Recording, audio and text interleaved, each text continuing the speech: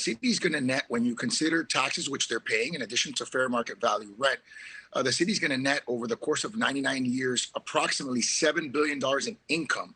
So while other cities and states are giving massive subsidies for team owners, we're actually generating billions of dollars in revenue for the city.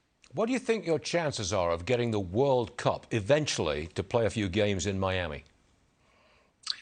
I think our chances are great. We had Gianni Infantino, who is the president of FIFA, in Miami just a couple of weeks ago, and I feel great about it. We put together a great package for him. You know, we're very, very accustomed to having large events like the World Cup. We've had the most Super Bowls in the history of Super Bowls, and we have great facilities. We're going to have Formula One beginning this Thursday through Sunday in Miami. It's going to be the first Formula One in the history of Miami. It's only the second race in the United States and, you know, one of 22 races in the world. So Miami is the only city in the world that has all the major sports and Formula One. So it's going to be an incredible week this week in Miami.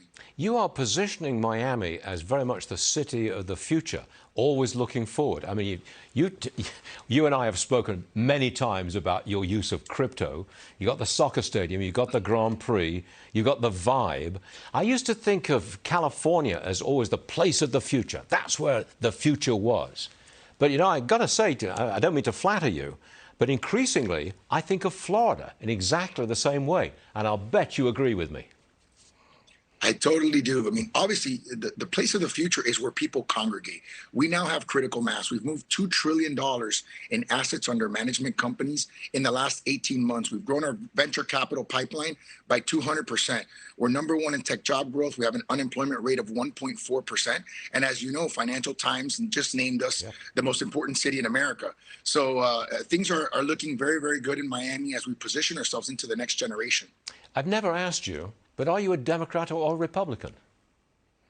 I'm a Republican. I've been a Republican since I was 18 years old. I'm proud to be one. And I think, you know, it's an exciting time to be a Republican, a young Republican. And that's something that I think allows us to redefine our party looking forward.